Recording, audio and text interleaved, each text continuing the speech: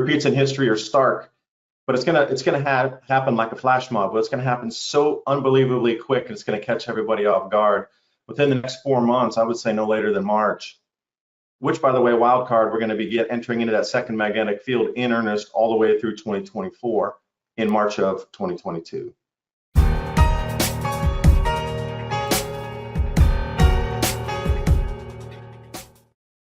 Welcome, everyone. This is David Morgan of themorganreport.com, and today I have David DuByne from Adapt 2030. David, it's been a while since we got to communicate one-on-one for the public's benefit. And I remember, I think in a first interview that we did or discussion, it's a conversation between us.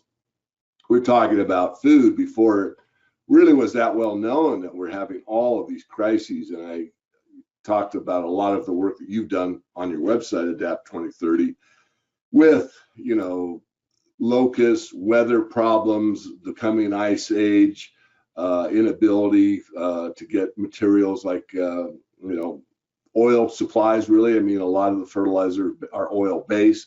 So all kinds of different synergistic things that touch each other that are required to get that food production at a level that it has been sustained. And so now it's degrading, it's supply chains, it's all these things.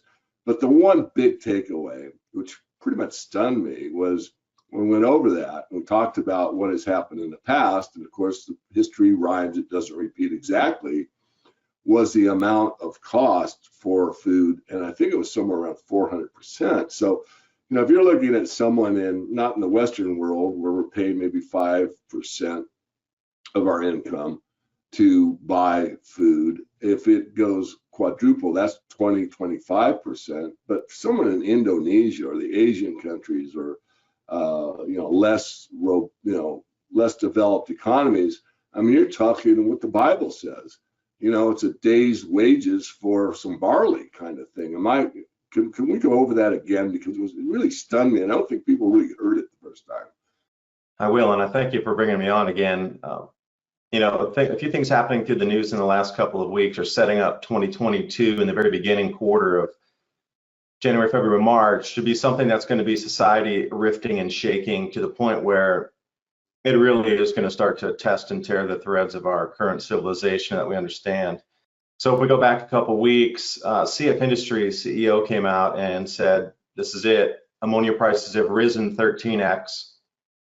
Natural gas is not where it should be in terms of volumes in certain areas where they do produce fertilizer, the EU specifically. Pipelines here in America shutting down, and just a lot of logistics of getting that base, whatever it is, into a factory to produce these what we consider industrial fertilizers, NPK fertilizers that are used on large agribusiness, 10,000 acre farms. The amount of fertilizer is not going to be there next year for the world. So he was saying get ready for yield reductions per acre on how many bushels or tons are coming out due to the lack of available fertilizers. They're looking somewhere around 10 to 12% reduction in global availability next year. And you have to wonder how that 10 or 12% reduction in fields will then push down on the bushels coming out of whether it's soybeans, corn, whatever it is. Now, so that's one factor in itself. And looking back through history, the average of these price spikes, they seem to have occurred about every 5 years during these grand solar minimums, is a 4x. Now, there was an extreme example in Amsterdam, Rotterdam, where else was it? Brussels, and areas in that specific region of what is now Austria, Germany, going over into the Netherlands. Around 1640, 1650, it spiked 7x. But otherwise, when you look through just the trend of a regular grand solar minimum, about 4x is where you go. And you have to think about, with energy prices rising and food prices rising, and you get to everything's exponentially increasing, at what point does the average person not have the ability to pay for that? And then again, all we do is we're just flipping the pages of history going, oh, that looks exactly the same. Gee, when did they go to the streets? How did they topple the government? What kind of institutional changes were put forth after that? How did the economy shift? How did it change? So we are looking at things that are rhyming, but now to put a timeline on it, the biggest thing for me just yesterday was Safeway is now putting collapsible gates into their supermarkets so you can't run out with carts full of groceries to prevent flash mobbing. But again, that's a great excuse. Flash mobs are hitting the Hermes stores, the Gucci, the Prada store was hit. Now the supermarkets are saying, well, we need to do that too, because look, they hit a $5,000 handbag. You know they're going to go for that can of tuna next. I mean, it's baked in there. You know this was the plan to control access to food. Then they're going to put troops there, and then that's where we're going by Q1 of 2022. In my opinion, I just see things unfolding kind of like you do. I'm just putting my little twist on it, a little bit of cinnamon. It is the Christmas season. Well, let me go over part of that again, because I heard it and we've had a bit of an off film conversation. So this idea that we're putting these gates in at Safeway so that the mobs can't run out with a can of tuna, but the real reason is that they want to control everything in and out. Isn't that what you're suggesting? You said it. We both agree on it. That's, and how has it been set up so far where you need the passes to go in? Okay, if you got the green check right now or the green QR code, that is going to change in just a couple more months or even less. They're going to redefine what fully vaccinated entails, where you'll have to have yet a third or a fourth to continue to keep that code green. Then what? So you can kind of see how everything's being set up for the control of food itself. Now, how long do you think it'll be like the grain shipments being robbed in England, in the Wolf and the Monter Minimum both, before it starts to happen here where they'll hit the trucks on the road that are full? We saw the same things in Venezuela. They would stop a chicken truck with 5,000 chickens on it, and 200 people would run out, ripping cages off, and chickens flying everywhere, and just like completely strip that truck in 5 minutes on the highway.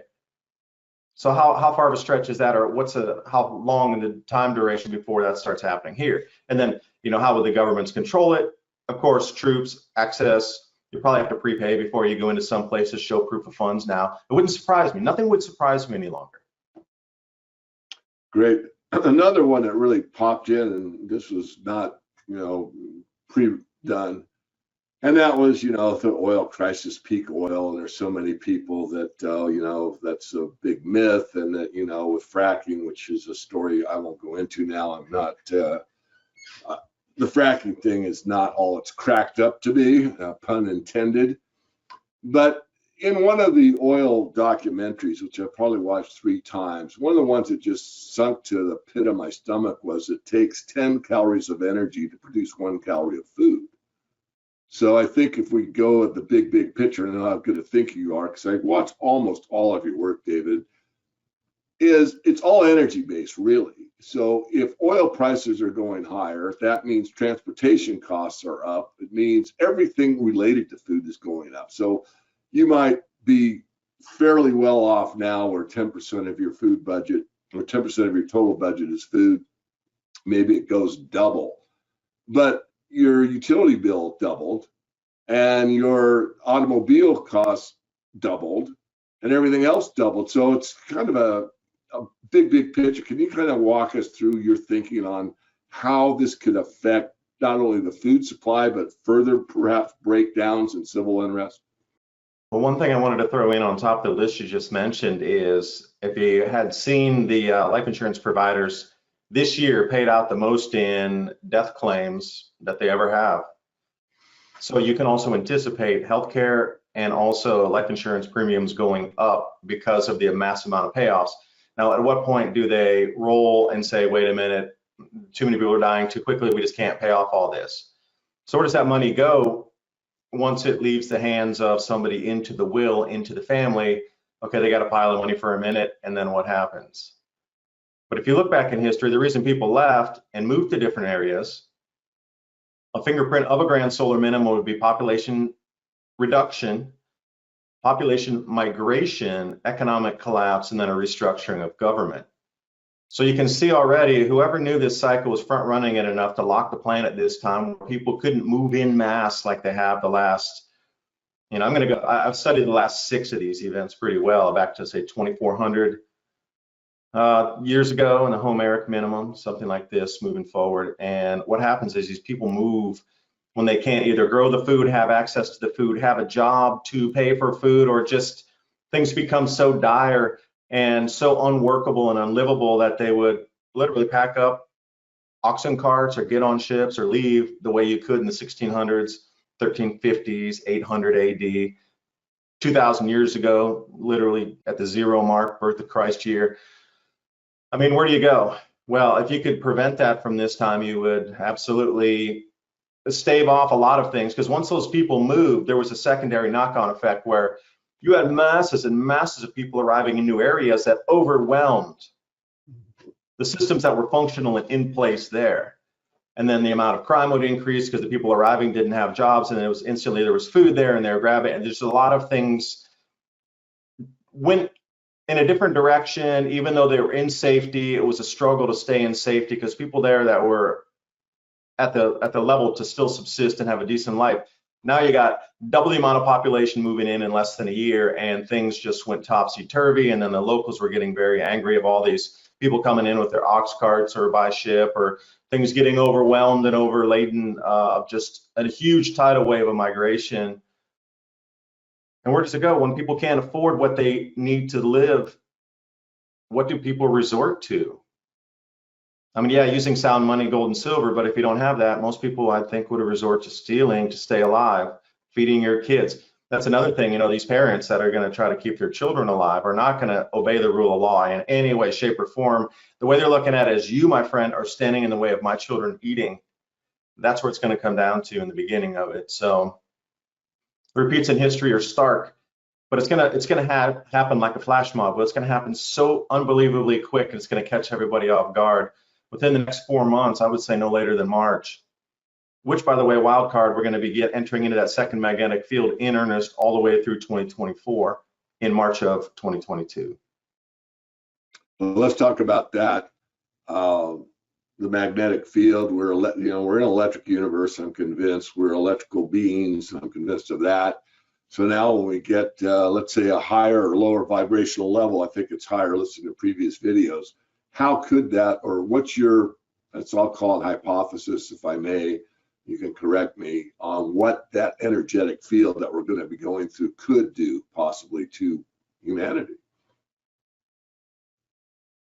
Well, humanity in the physiological level and the spiritual level is one subset, and then we have the atmosphere and the way it's going to bend, which is another subset, and then we have the crust of the planet going to act and behave in a certain way as well. So you have all these variables overlaying on top of each other, in addition to what's going on with the economy, the food price increases, and people are going to really have to get together to start growing more food locally. So if you allow me to dissect that for a second, right now, Jupiter is right where it's coming into these 4 gas giants lining up in a square in October of 2024. Now, any of you who have solar system scope or some sort of JPL software, Universal Sandbox, you can go into these modelings of where the planets will be at what time. You know, they have an orbit, it can be calculated, so just spin it out to October of 2024, and you'll see a really unique square formation that is out there. Well, Earth will be in the center of that, coming as sort of a parallel with the sun, and a second magnetic field out there with the Earth in the center, and a toroid looping magnetic field. Energies are increasing because we, have stepped into Aquarius, and the astrology just literally mapped the frequency of the field we're moving through, and then astronomy explains where the planets sit as they transverse around through these different energetic fields. Different way to think about it, you can name it, I don't know, a scientific name, or you could give it a name like Aquarius or Taurus or Leo. Just different frequencies of energy and how fast something's going to vibrate, including the human residence, the Earth, the solar system, and it's all mapped out. It's been mapped out. That's why you have 12 zodiacs and like the precession of the equinoxes and all these things. They know exactly where the energies are flowing within that region of space that we're transiting with that different energetic frequency. So this one's a faster frequency. So everything's going to be moving faster, including our Earth crust is going to start rifting a little bit. We're going to see splits. And this is a wild card that I'm calling right here.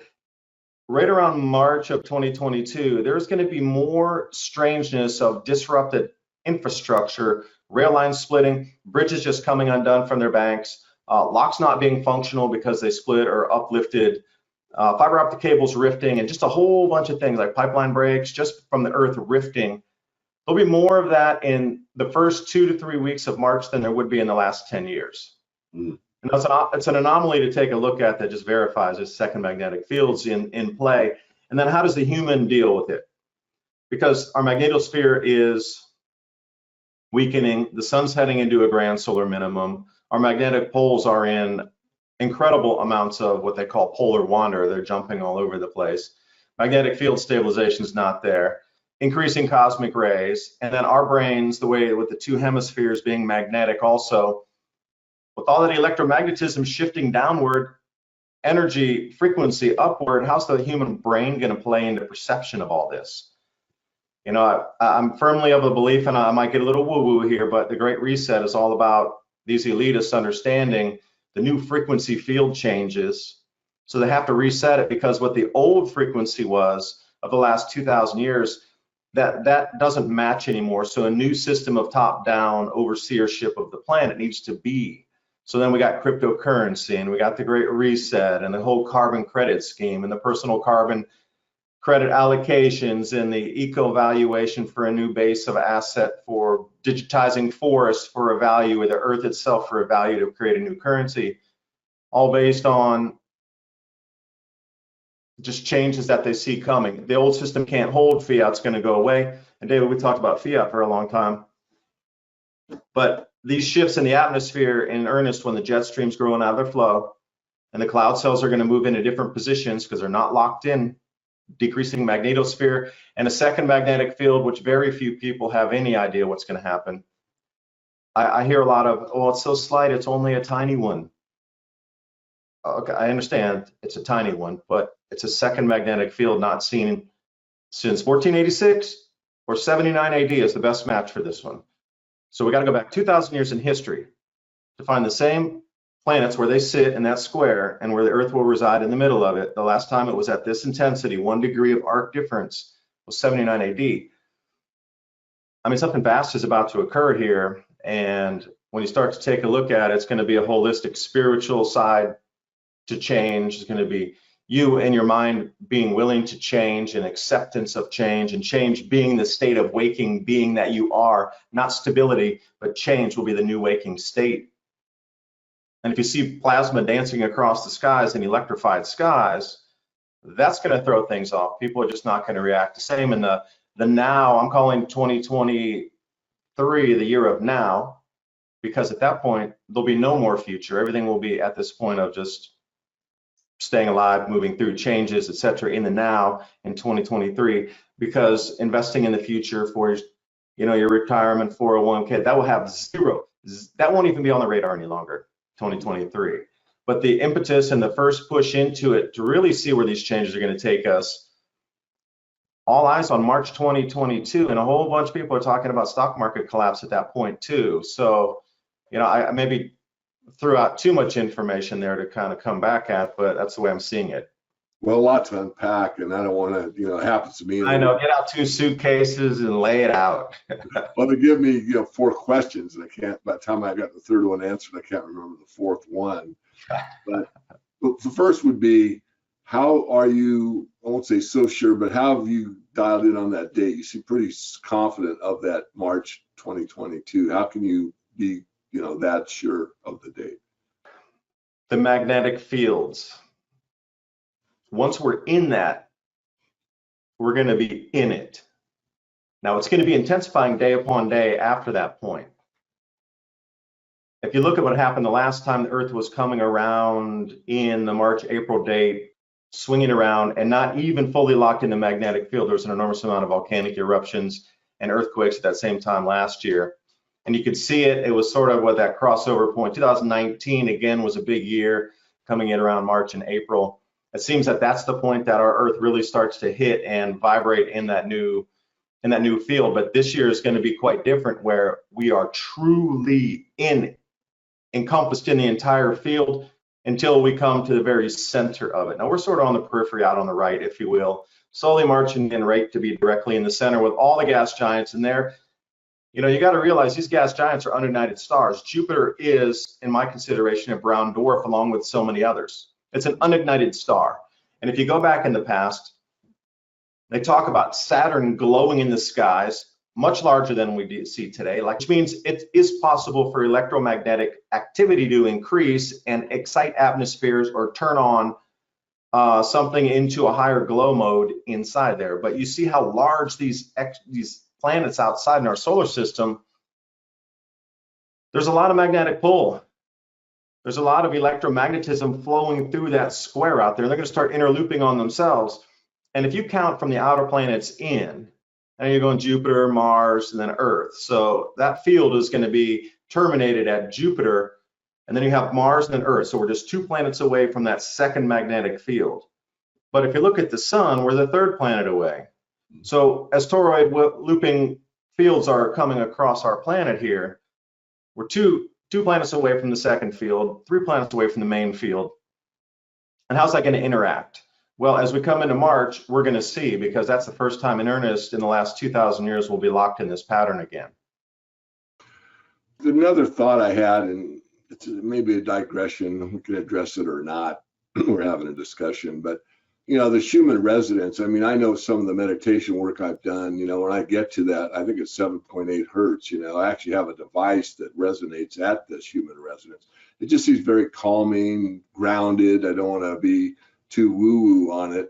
So give me any thoughts on, one, the Schumann resonance, where we are relative to that, where we're going relative to that, and when we do get that change, where we've been, for my personal experience, pretty happy at that frequency, and now we're forced to change it. What do you have to say? Chapters of history would be the best guide, because as we go through the centuries and the millennia, you know, is it even comparable on how humans had thought 2,000 years prior, or the systems of government or economy that surrounded that civilization at the time? And then it shifted with the same energies moving. So how will it be this time with 8 billion people out here? What happens if we lose the internet? We lose connectivity. At that point, how are the biggest, I wouldn't say fear, but the thing to think about is how will people really react to it? And what if the sky does change tinge because the sun steps down in activity even further, and the spectral out in terms of light changes? Because if you go Roy G. Biv and you're taking a look at the red, orange, yellow, blue, indigo, violet, see John Casey in his first book on Cold Sun put a blue angstrom wavelength sun on the front cover. So you know, you've seen the sun go from the yellow, which we knew as a kid, and before that orangish. So it's stepping down. Now maybe we're at this midpoint where the reason it's white now is that transitional phase between output, light output. Now how is this going to be absorbed by humanity if we see changes of everything we saw? It was so stable that it was the crux and the base rock and the bedrock of all belief of life itself, that your sky is blue, your sun is yellow, no, orange, no, I mean white now. Okay, it changed already. But the bedrock of what it is, things don't appear in the skies that are plasma and hang up there for 15 seconds glowing like dragons. Or the squatter man doesn't appear in the sky. That's not a normal thing. But these are very possible events that we're going to see moving forward in 2024. Now, far before that, food prices, I mean, how do you think people are going to react to everything at the point where it gets so costly that they can't afford life anymore? And then in addition, you're getting all these, I wouldn't say psychic changes, but it would be perceptions. I just think the illusion is going to dissolve in front of a lot of people, where it's going to be laid bare, where a lot of people can see truly the systems of manipulation and control upon them and the world itself. And it'll be almost as if you opened a curtain and you're looking at out a window on a bright sunny day. It'll be that clear and that stark of a difference. And then how will people react to that? So it's the whole wild card is the human element here on how they are going to perceive and react to changes, from politics to economy to availability to starvation, famine, population migration, and then all these things in terms of Earth changes and actual physical planetary changes. I know, again, a lot to unpack there. Too early for you. Double espresso there, David.